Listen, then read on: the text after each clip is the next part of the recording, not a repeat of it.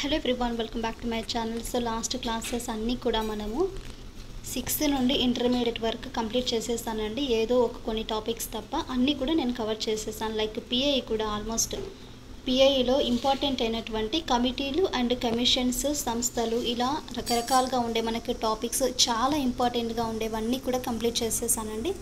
And మెథడాలజీకి సంబంధించిన practice bits కానీ, అలాగే మనకు ఇంటర్ సెకండ్ ఇయర్కి సంబంధించిన ప్రతిదీ కూడా నేను ఇంకా ఒకటి పాలిటీ, ఒకటి సివిక్స్, ఒకటి చేయలేదండి. నేను అన్నీ చేసేసాను ఆల్మోస్ట్ అన్నీ కూడా.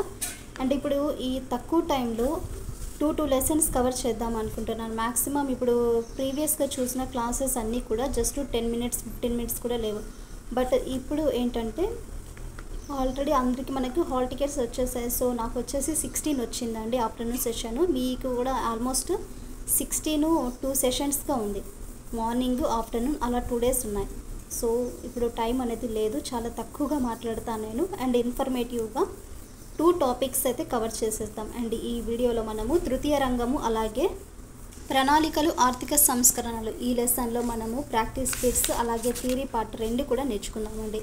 సో థియరీ పార్ట్ నేర్చుకున్నారనుకోండి, ఆటోమేటిక్గా ఇక్కడ కళ్ళు మూసుకొని మీరు ఆన్సర్స్ అనేవి చేసేస్తారు. అంత కాన్ఫిడెంట్గా చెప్తున్నాను, ఎందుకంటే కాన్సన్ట్రేట్గా వినండి అండ్ ప్రతి పాయింట్ కూడా మర్చిపోకుండా ఉండాలి, ఓకేనా, ఈ తక్కువ సమయంలో. సో సోది లేకుండా ఇంకా క్లాస్ అయితే చేసేద్దామండి.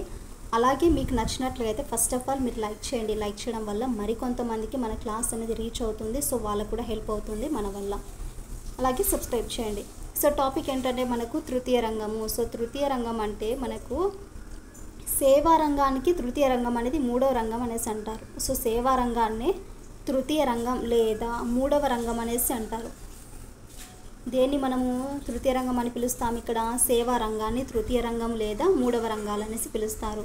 మొదటి 2 ఏంటి మనకు? పారిశ్రామిక రంగము, వ్యవసాయ రంగం. మనకు ఫస్ట్ వ్యవసాయ రంగము, పారిశ్రామిక రంగము, అండ్ లాస్ట్ థర్డ్ వన్ వచ్చేసి తృతీయ రంగం. సో ఇలా మనం గుర్తుపెట్టుకోవాలి. ఫస్ట్ వన్ వచ్చేసి వ్యవసాయ రంగం, దానికి సంబంధించిన క్లాస్ వచ్చేసింది.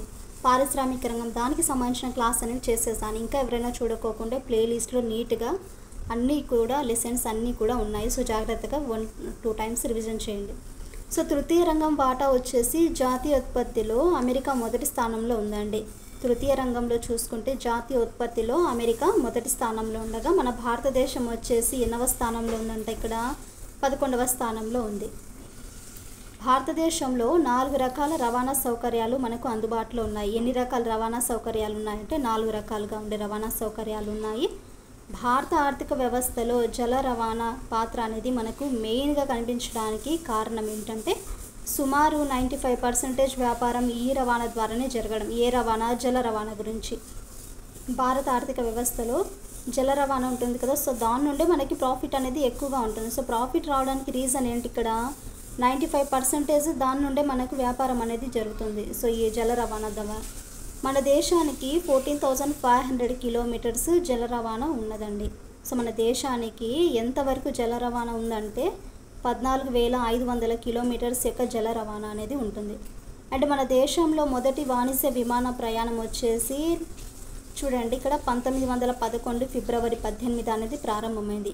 ఫస్ట్ చూడండి ఇక్కడ మన దేశంలో మొదటి వాణిజ్య విమాన ప్రయాణం అండి. ఇది మొదటి వాణిజ్య విమాన ప్రయాణం ఇయర్స్ కూడా గుర్తుపెట్టుకోవాలి. 1911 February 18 ప్రారంభమైంది. మరి ఇది ఎక్కడి నుండి అంటే మనకు అలహాబాద్ నుండి నైనితాల్ మధ్య గల 10 kilometer దూరాన్ని జూకా పైలట్ ప్రయాణించడంతో విమాన చరిత్ర అనేది స్టార్ట్ అయింది. ఎక్కడి నుండి ఎక్కడి వరకు మనకు వెళ్ళారంటే అలహాబాద్ నుండి నైనితాల్ వరకు మధ్య గల 10 kilometer యొక్క దూరాన్ని జూకా పైలట్ ప్రయాణించడంతో విమాన చరిత్ర అనేది మనకి స్టార్ట్ అయింది, ఓకేనా. నెక్స్ట్ 1912 డిసెంబర్లో కరాచీ నుండి ఢిల్లీ వరకు మొదటిసారిగా దేశీయ గగనతల మార్గం అనేది ప్రారంభమైంది. ఇక్కడేమో మనం రవాణా గురించి మాట్లాడుకుంటున్నాం కదా. సో మనకు జల రవాణా గురించి అయితే 95% వ్యాపారం ఉంది కాబట్టి ఫస్ట్ ప్రిఫరెన్స్. అలాగే మనకు ఇక్కడ చూసుకుంటే అలహాబాద్ నుండి నైనితాల్ వరకు వచ్చేసి 10 kilometers దూరం వెళ్ళగా అప్పటికి మనకి ఈ విమాన చరిత్ర అనేది స్టార్ట్ అయింది. అండ్ 1912 అంటే 1912 డిసెంబర్లో కరాచీ నుండి ఢిల్లీ వరకు మొదటిసారిగా దేశీయ గగనతల మార్గం అనేది ప్రారంభమైంది. విద్యా చరిత్ర అంటే మనకు విమాన చరిత్ర అనుకుంటే ఇది అండి, అలహాబాద్ నుండి నైనితాల్. వాణిజ్య బ్యాంకులను దశల వారీగా 1969, 1980లో జాతీయం చేశారు. వాణిజ్య బ్యాంకులను దశల వారీగా 1969 నుండి 80 వరకు జాతీయం చేస్తారు. అలాగే మన భారత రిజర్వ్ బ్యాంక్ ఏప్రిల్ 1, 1949లో జాతీయం చేయడం జరిగింది. సో భారత రిజర్వ్ బ్యాంక్ అనేది ఎప్పుడు మనకు జాతీయం చేస్తారంటే ఏప్రిల్ 1, 1949లో జాతీయం చేయడం జరిగింది. ఇప్పుడు ఇక్కడ ఉండే క్వశ్చన్స్లో మీరు ఎన్ని మార్క్స్ తెచ్చుకోరా చూద్దామండి. కింద కామెంట్ అయితే చేయండి. క్రింది వాటిలో సేవారంగం కానిది, క్రింది వాటిలో సేవారంగం కానిది.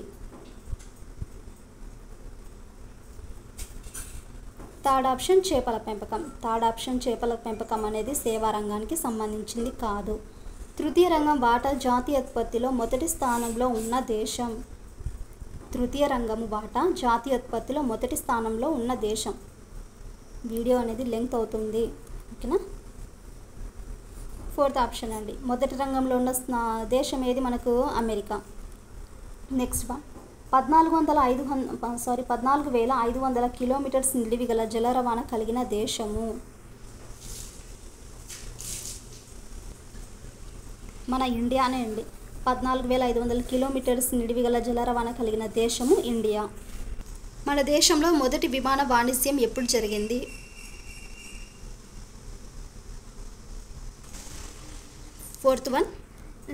ఫస్ట్ వన్ అండి. ఫోర్త్ దానికి ఫస్ట్ ఆప్షన్ 1911 ఫిబ్రవరి 18. నెక్స్ట్, మొదటి విమానయానంలో మొదటిగా ఎక్కడ ప్రారంభమైంది? మొదటి విమానయానంలో మొదటిగా ఎక్కడ ప్రారంభమైంది? ఆన్సర్ తెలుసా అండి మీకు? అలహాబాద్ అండ్ నైనితాల్. వాణిజ్య బ్యాంకులను దశల వారీగా జాతీయం చేసినది. వాణిజ్య బ్యాంకులను దశల వారీగా జాతీయం చేసినది.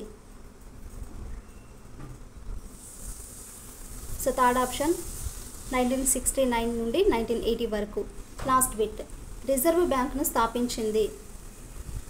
రిజర్వ్ బ్యాంకును స్థాపించింది. సో థర్డ్ ఆప్షన్ మనకు ఏప్రిల్ 1, 1949. దీనికి సంబంధించిన ఆన్సర్ అనేది మనకు అకాడమిక్ బుక్లో రాంగ్ ఇచ్చారండి. మళ్ళీ ఒక టాపిక్ అనేది కంప్లీట్ చేసేసాం. నెక్స్ట్ టాపిక్ చూద్దాం. ఇక్కడ ప్రణాళికలు, ఆర్థిక సంస్కరణలు. ప్రణాళికలు, ఆర్థిక సంస్కరణలు. అర్థశాస్త్ర పరిభాషలో ప్రణాళిక అంటే నిర్ణీత కాల వ్యవధిలో నిర్దేశించిన లక్ష్యాలను సాధించుటకు చేసేదే ప్రణాళిక. చూడండి, ఇక్కడ మనకు అర్థశాస్త్రం భాషలో చెప్పాలంటే ప్రణాళిక అంటే నిర్ణీత కాల వ్యవధిలో ఒక మనకు ఒక టైం టేబుల్, ఒక నిర్ణీతంగా ఉండే కాల వ్యవధిలో నిర్దేశించిన లక్ష్యాలు ఉంటాయి కదా. సో ఆ లక్ష్యాలను సాధించుటకు చేసేదే ప్రణాళిక, ప్లానింగ్. సో భారతదేశంలో పంచవర్ష ప్రణాళికలు అమలు ఎప్పుడు మనకు ప్రారంభమైందండి? 1951లో పంచవర్ష ప్రణాళికల అమలు అనేది ప్రారంభమైంది. దీర్ఘదర్శక మనకు ప్రణాళిక అంటే 15 నుండి 20 సంవత్సరాల కాలానికి సంబంధించింది. పంచవర్ష ప్రణాళిక అంటే 5 సంవత్సరాలకు చేసింది. అలాగే వార్షిక ప్రణాళిక అంటే 1 year వరకు చేసినది. నిరంతర ప్రణాళిక అంటే నిర్ణీత సమయం అనేది దీనికి ఉండదు. సో నిరంతరం అంటే దానికి సమయం ఉంటుందా? ఉండదు కదా. సో పంచవర్ష ప్రణాళిక 5, వార్షిక ప్రణాళిక 1, దీర్ఘదర్శక ప్రణాళిక 15 to 20 years. ఇంకా నిరంతర ప్రణాళిక అంటే దానికి సమయం అనేది ఉండదు, ఓకేనా. పూర్తయిన సమాచారాన్ని మినహాయించి రాబోయే సంవత్సరాన్ని కలుపుతూ వెళ్ళడమే నిరంతర మనకు ప్రణాళిక. చూడండి, పూర్తయిన సంవత్సరాన్ని దాన్ని తీసేసి అంటే మినహాయించి రాబోయే సంవత్సరాన్ని కలుపుతూ వెళ్ళడమే నిరంతర ప్రణాళిక. దీన్ని మొదటిసారిగా ప్రతిపాదించిన వారు ఎవరంటే గునార్ మిత్తాల్ కాగా, మొదటిసారిగా ప్రతిపాదించిన వారు గునార్ మిత్తాల్. 1978లో భారతదేశానికి సూచించిన వారు ప్రొఫెసర్ లక్డావాలా. ఈయన మొదటిసారిగా. అలాగే 1978లో భారతదేశానికి సూచించిన వారు ఎవరంటే ప్రొఫెసర్ లక్డావాలా. కానీ 1979లో జనతా ప్రభుత్వం పడిపోయిన తర్వాత ఈ ప్రణాళికలన్నీ కూడా ఆపివేశారండి. నెక్స్ట్ వన్, స్వాతంత్రానికి ముందు చేసిన కృషి.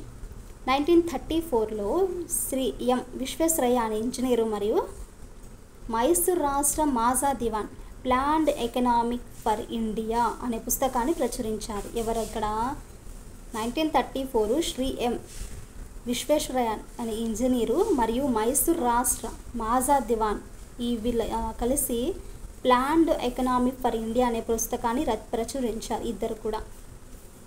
1938లో భారత జాతీయ కాంగ్రెస్ పండిట్ జవహర్లాల్ నెహ్రూ గారి అధ్యక్షతన జాతీయ ప్రణాళిక కమిటీని ఏర్పాటు చేసి సిఫారసులు చేసింది. చూడండి ఇక్కడ 1934, ఇక్కడ 1938 భారత జాతీయ కాంగ్రెస్ మన పండిట్ జవహర్లాల్ నెహ్రూ గారి యొక్క సమక్షంలో వారి యొక్క అధ్యక్షతన ఈ జాతీయ ప్రణాళిక కమిటీ అనేది ఏర్పాటు చేసి కొన్ని సిఫారసులు అనేది చేసింది.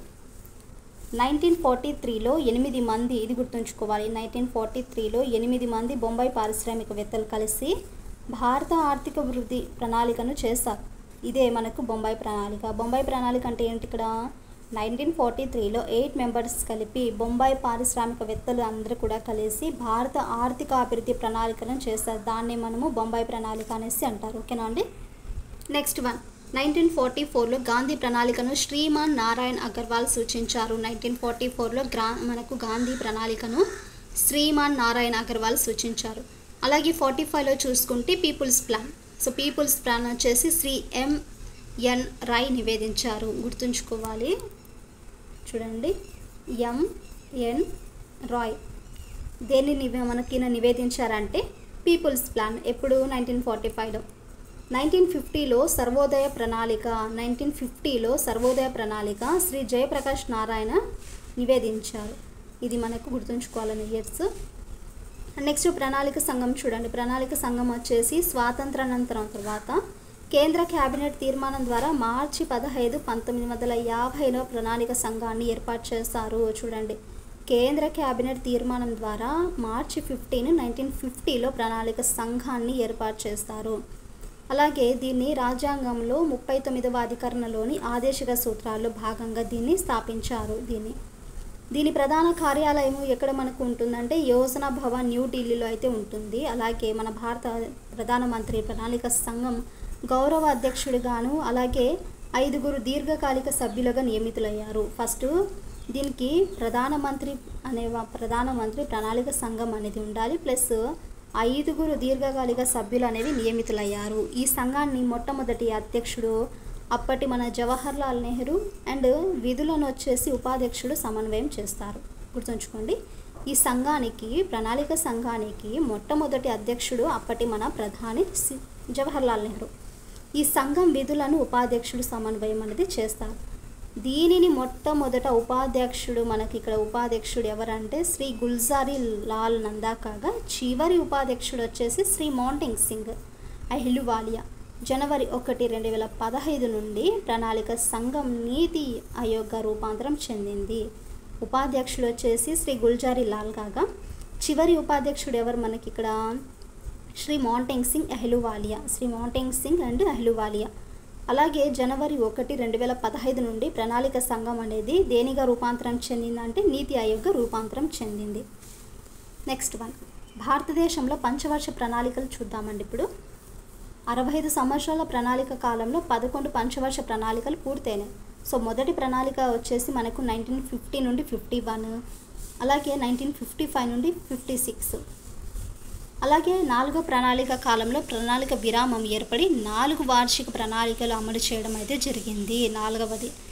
5వ ప్రణాళిక వచ్చేసి 74, 78 అంటే 4 ఇయర్స్ జనతా ప్రభుత్వ ఏర్పాటులో మునిగింది. అండ్ నిర్ణీత కాలంలో పూర్తయిన ప్రణాళికలు చూసుకుంటే 6-7 మాత్రమే.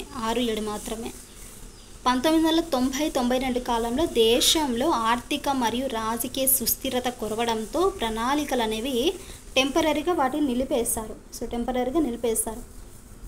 12వ ప్రణాళిక వచ్చేసి 2012 అలాగే 17లో ముగిసిందండి.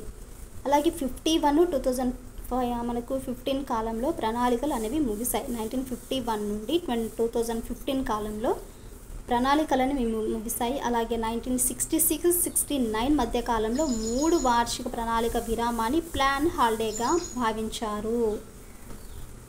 ఇక్కడ మనకు స్మాల్ మిస్టేక్ అండి. 1991 జూలై 24న నూతన ఆర్థిక సంస్కరణలను ప్రవేశపెట్టారు.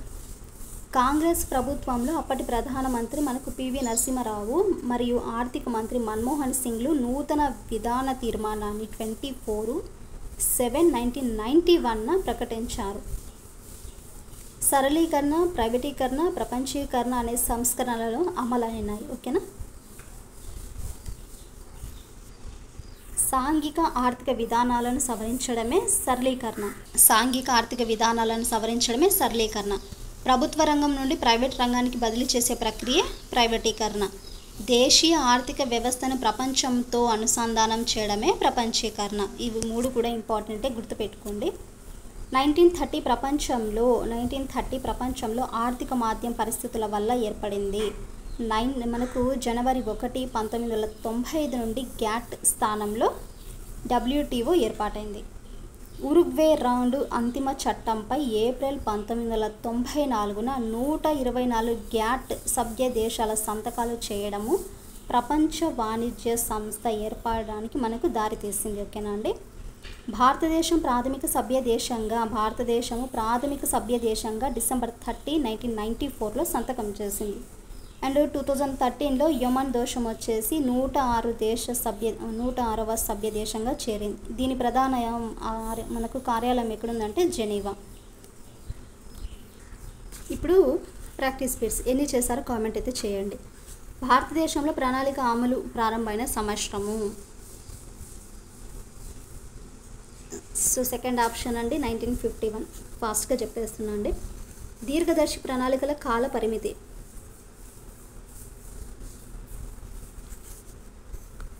Second option 1520. పూర్తయిన సంవత్సరాన్ని మినహాయించి రాబోయే సంవత్సరాన్ని కలపడమే. పూర్తయిన సంవత్సరాన్ని మినహాయించి రాబోయే సంవత్సరాన్ని కలపడమే. నిరంతర ప్రణాళిక. నిరంతర ప్రణాళికను మొదటిసారిగా ప్రతిపాదించింది. First option Gunnar Myrdal. భారత ప్రభుత్వానికి నిరంతర ప్రణాళికను సూచించింది.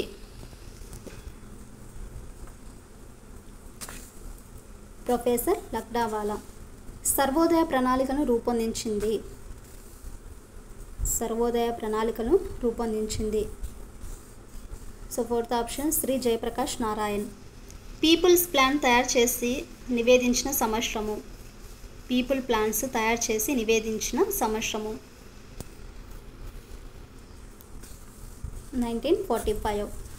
ఎంతమంది పారిశ్రామికవేత్తలు కలిసి భారత ఆర్థిక ప్రణాళికను రూపొందించారు? ఎంతమంది పారిశ్రామికవేత్తలు కలిసి భారత ఆర్థిక ప్రణాళికలను రూపొందించారు? 8 మంది. ప్రణాళిక సంఘం ఏర్పాటు చేయబడిన కాలము. ప్రణాళిక సంఘము ఏర్పాటు చేయబడిన కాలము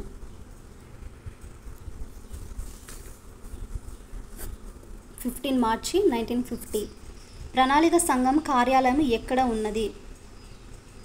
ప్రణాళిక సంఘం కార్యాలయము ఎక్కడ ఉన్నది? So option third New Delhi. ప్రణాళిక సంఘం స్థానంలో ఏర్పాటు చేయబడినది ఏది? ప్రణాళిక సంఘం స్థానంలో రూపాంతరం చెందింది. సో నీతి ఆయోగ్. ప్రణాళిక సంఘం గౌరవ అధ్యక్షుడు ఎవరు? ప్రణాళిక సంఘం గౌరవ అధ్యక్షుడు ప్రధానమంత్రి అండి. ప్రణాళిక సంఘం మొట్టమొదటి అధ్యక్షుడు. ప్రణాళిక సంఘం మొట్టమొదటి అధ్యక్షుడు జవహర్లాల్ నెహ్రూ. ఏ ప్రణాళికల మధ్య కాలంలో వార్షిక ప్రణాళికలు ఏర్పడినవి?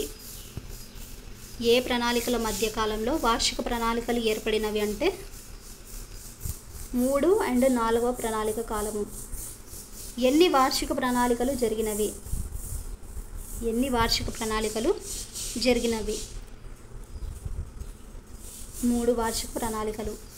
నూతన ఆర్థిక సంస్కరణలు ప్రవేశపెట్టిన సంవత్సరము. నూతన ఆర్థిక సంస్కరణలు ప్రవేశపెట్టిన సంవత్సరము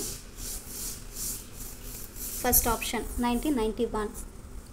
నెక్స్ట్ ఆర్థిక మాంద్యం ఏర్పడిన సంవత్సరము. ఆర్థిక మాంద్యం ఏర్పడిన సంవత్సరము 1930. ప్రపంచ వాణిజ్య సంస్థలో మొదటి సభ్య దేశంగా సంతకం చేసిన దేశము.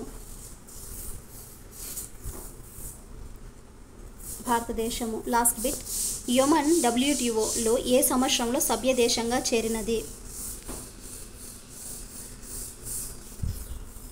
Third option 2013. సో ఇదండి 2 టాపిక్స్కి సంబంధించిన practice bits and theory part. చాలా valuable and important. So I hope మీకు క్లాస్ నచ్చిందని అనుకుంటున్నానండి. క్లాస్ నచ్చితే please to like and share, subscribe to my channel.